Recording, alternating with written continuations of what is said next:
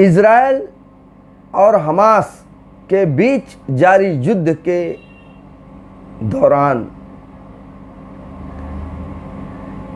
Hamas पर ground attack करने के लिए इज़राइल ने गाजा पट्टी पर रहने वाले लोगों को उत्तरी छोर खाली करके दक्षिणी छोर पर जाने के लिए 24 घंटे का अल्टीमेटम दिया था, लेकिन अब वो समय सीमा समाप्त हो चुकी है। लेकिन इसके बाद भी इज़राइल ज़मीनी अटैक नहीं कर सका। क्या है इसके कारण? जानने के लिए वीडियो अंत तक देखें।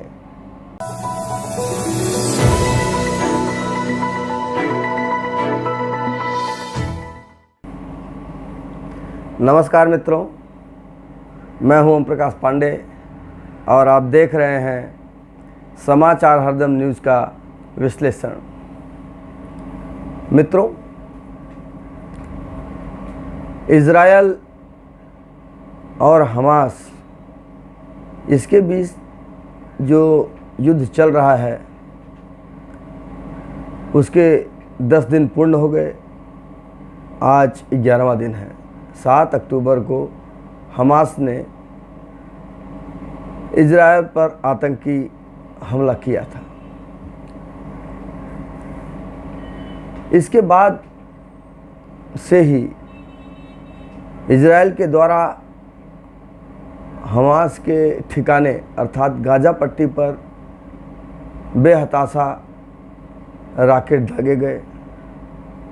टारगेट बनाकर हमला किया गया और जहाँ जहाँ इज़राइल को लगता था कि यहाँ पर हमास के आतंकी छुपे हो सकते हैं या उनके जो हथियार वगैरह जो कुछ भी है उसको नष्ट किया जा सकता है, उसको नष्ट किया गया। इस दरमियान इज़राइल को अच्छी तरह से पता लग गया कि यह ऊपरी जो हमला है वो हमास के लोगों का कुछ ज़्यादा नुकसान नहीं कर पाएगा, क्योंकि हमास जो ज़मीन के अंदर सुरंगों में छुपा बैठा है वहाँ तक इनकी पहुँच, इनके रॉकेट की पहुँच नहीं है। इसलिए इज़राइल ने गाजा पट्टी के उत्तरी क्षेत्र में रहने वाले जो सिविलियन लोग हैं, जो वहाँ के आम नागरिक हैं, उनसे उन्होंने आग्रह किया या अल्टीमेटम दिया कि 24 घंटे के अंदर आप लोग उत्तरी छोर खाली करके दक्षिणी छोर की तरफ, गाजा पट्टी के दक्षिणी छोर की तरफ चले जाएं। और इस दरमियान आपने सुना होगा कि इज़राइल ने वहाँ की बिजली काट दी, गाजा पट्टी की बिजली काट दी, खाद्यान्न और पानी की आवाजाही पर भी रोक लगा दी। आज आलम यह है कि गाजा पट्टी में पीने के लिए पानी और खाने के लिए खाद्यान्न भोजन की अत्यंत विकट समस्या है। वहाँ पर बहुत सारे ट्रक बॉर्डर पर आकर खड़े हैं, लेकिन इज़राइल ने कोई बॉर्डर खोला नहीं है, इसलिए वो ट्रक अंदर आ नहीं सकते हैं और गाजा पट्टी की मदद हो नहीं सकती है। इसलिए वे ट्रक बॉर्डर खुलने का इंतज़ार कर रहे हैं। इस दरमियान बहुत सारे करीब 11-12 लाख के लगभग लोग उत्तरी सीमा में, उत्तरी छोर पर गाजा पट्टी के रहते थे। तो यूएन ने भी कहा कि 24 घंटे के अंदर इतने सारे लोगों का वहाँ से हट जाना, मतलब 24 घंटे के अंदर, जो 24 घंटे का अल्टीमेटम इज़राइल ने दिया था, उन 24 घंटे के अंदर वहाँ से हट पाना बहुत मुश्किल है। खैर, इज़राइल ने यह टाइमलाइन दिया था कि 24 घंटे के अंदर यहाँ के रहने वाले आम जो निवासी हैं वो यहाँ से इस जगह को खाली करके दक्षिणी क्षेत्र में चले जाएं। बहुत सारे लोगों ने पलायन भी किया, गए भी। तकरीबन 70% लोग, मतलब मान के चलिए कि करीब 7 और 8 लाख लोग उस क्षेत्र को खाली करके वहाँ से जा चुके हैं। लेकिन इस बीच खबर आई कि हमास ने लोगों को वहाँ से जाने से रोका। अब वो ज़बरदस्ती रोका या समझा बुझा कर रोका, ये अलग विषय है, लेकिन उन लोगों को क्षेत्र खाली करने से रोका।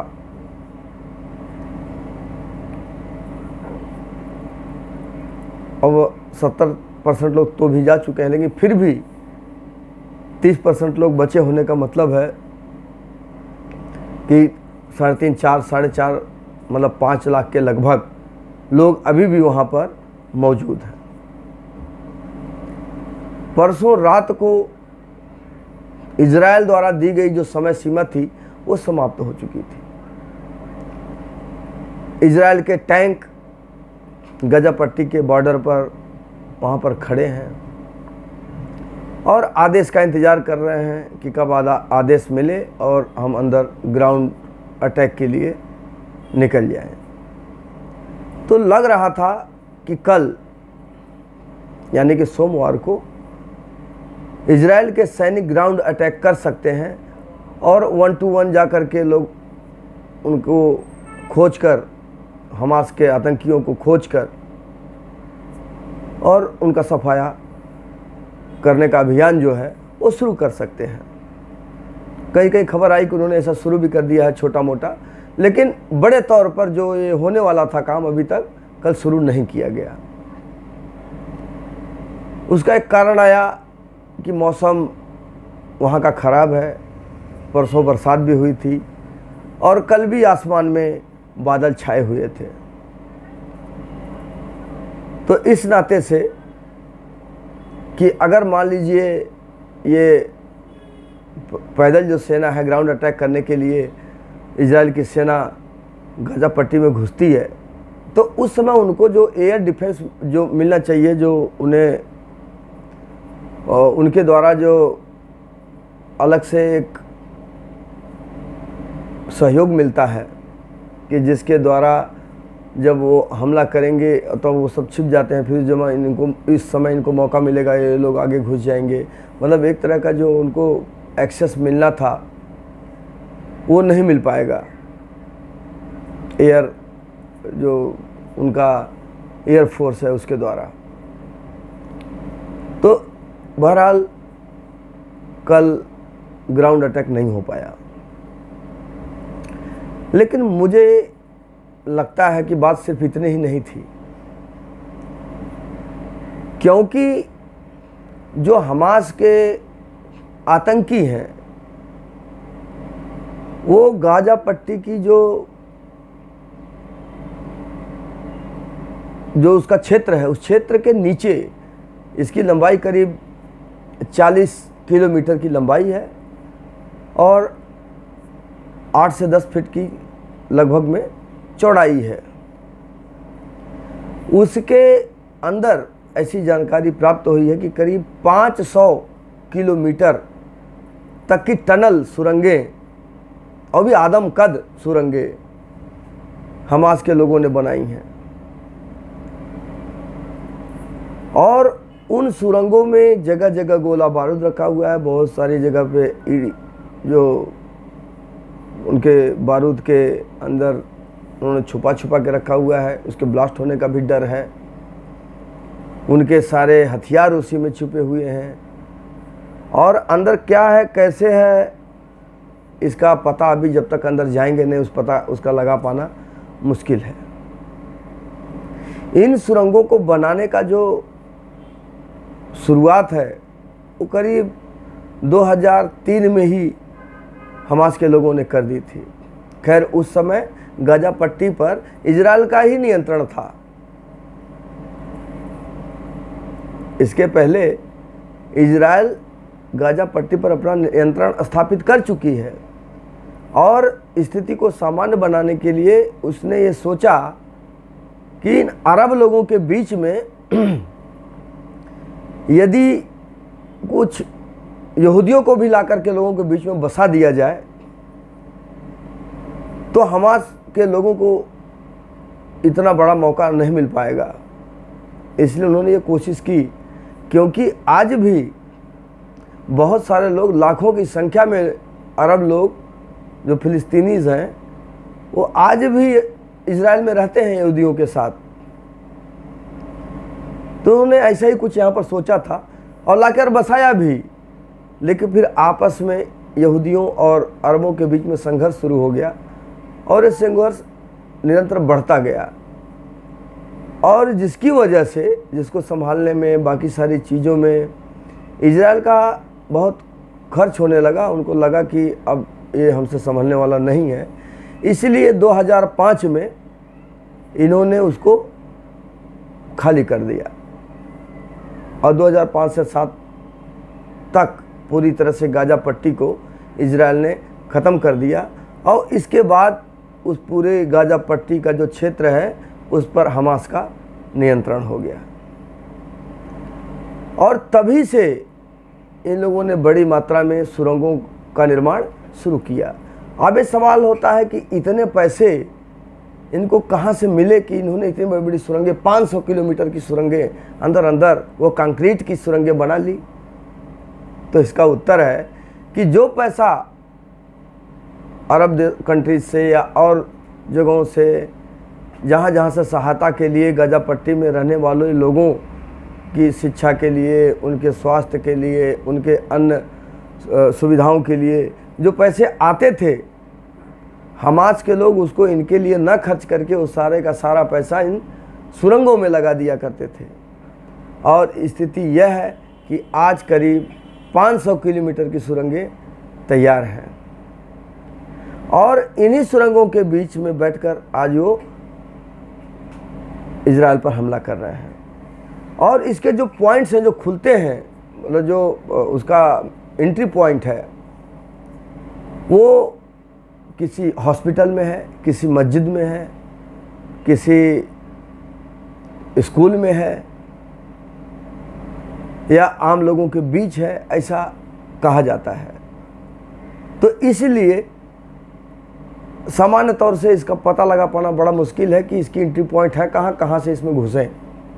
और कहा तो ये जाता है कि ये सुरंगें इजराइल के बॉर्डर तक हैं और इनके सहयोग से इसका इस्तेमाल करके हमास के लोग इजराइल में भी प्रवेश कर सकते हैं।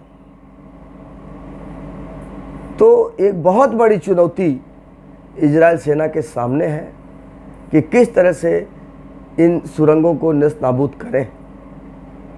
और जब तक इन सुरंगों के अंदर इसको ब्लास्ट करके इसको उड़ाया नहीं जाता, इसको नष्ट नहीं किया जाता पूरी तरह से, तब तक हमास के लोगों का समाप्त होना मुश्किल है, नामुमकिन है। क्योंकि सुरंगों के ऊपर बड़ी से बड़ी बिल्डिंगें बनी हुई हैं, मस्जिदें बनी हुई हैं, स्कूल बने हुए हैं, हॉस्पिटल बने हुए हैं। तो अगर ये उड़ती है तो ये सारे भी ज़मींदोज़ हो जाएंगे। तो इस तरह से कई तरह की बातें जो हैं वहाँ पर हैं। तो एक बहुत बड़ी चुनौती इजराइल सेना के सामने है। इसीलिए मुझे ऐसा लगता है कि इजरायली जो सेना है वो पूरी तरह से इन जो सुरंगों का जो गणित है वो अच्छी तरह से उसको समझ लेना चाहती है और समझ बूझकर ही फिर वहाँ पर हमला करना चाहती है, ताकि इसे बहुत ज़्यादा नुकसान इजरायली सेना को न हो। और एक बात है, विश्व के बहुत सारे देशों ने कहना भी शुरू कर दिया है कि अब आम लोगों की जान जा रही है, आम लोग ज़्यादा लोग मारे जा रहे हैं, प्रभावित हो रहे हैं, इसलिए इजराइल को युद्ध रोक देना चाहिए। लेकिन एक बात है, अभी भी हमास ने हमला बंद नहीं किया है। आज भी उनके रॉकेट उसी तरह से बदस्तूर जारी हैं गिरना इजराइल के ऊपर। अभी कल ही वहाँ के संसद भवन में जब कोई एक मंत्रियों की बैठक चल रही थी, उसी समय सायरन बजना शुरू हुआ और सारे लोग तितर बितर हो गए, किसी सुरंग में छिपने के लिए वहाँ पर लोग भागने लगे। तो ये सारे जो लोग हैं हमास के लोग, ये इजराइल को और भी चिढ़ाने का काम कर रहे हैं, जबकि अभी भी इजराइल के लोगों और अन्य देशों के लोगों को उन्होंने बंदी बनाया हुआ है, उनको भी अभी तक छोड़ा नहीं है और बार बार ये लोग हमला किए जा रहे हैं। यही नहीं, लेबनान से वहाँ का जो आतंकवादी है उसके द्वारा भी हमला शुरू किया जा चुका है। कई बार कई प्रकार के रॉकेट दागे जा चुके हैं। तो दो मोर्चे पर इजराइल को लड़ना पड़ रहा है। इन आतंकियों को अगर युद्ध रोकना है तो इन्हें चाहिए कि ये अब तो शांति स्थापित करें। इनके ज़्यादातर जो ड्रोन है, खैर इनके जो रॉकेट हैं, ज़्यादातर जो इजराइल का आयरन डोम है तो उनको नष्ट कर दे रहा है, लेकिन फिर भी इनका प्रयास तो जारी है। इन्होंने चुप्पी तो नहीं साधी। और देश के जो अन्य जो लोग समर्थक हैं फिलिस्तीन के या हमास के, जो लोग चाह रहे हैं कि इजराइल इस तरह के हमले बंद कर दे, क्या ये उनको सलाह नहीं दी जा सकती कि तुम अब उन्हें चिढ़ाने का काम क्यों कर रहे हो? अभी इन्होंने जो कुछ किया, धीरे धीरे शायद उनके कुछ गुस्से को शांति मिलती, शायद कुछ शांत होते, लेकिन इनका जो बदस्तूर हमला जारी है, यह इजराइल को चिढ़ाने का काम, बहुत बुरी तरह से चिढ़ाने का काम कर रहा है। शायद इसीलिए वो लोग और भी उत्तेजित होकर हमले को अंजाम दे रहे हैं। खैर, आज नहीं तो कल इजराइल की जो सेना है एक ग्राउंड अटैक जरूर करेगी, जिसके लिए वे तैयार बैठे हैं। फिर आगे ऐसा कुछ होगा तो उसकी आपको जानकारी देंगे और उसके विषय में भी विश्लेषण करेंगे। मित्रों, आपका इस संबंध में क्या विचार है? आप क्या सोचते हैं? हमें ज़रूर बताएं। वीडियो को लाइक करें, शेयर करें और चैनल को सब्सक्राइब ज़रूर करें। हमें सहयोग करें। आपका बहुत बहुत धन्यवाद। भारत माता की जय। वंदे मातरम।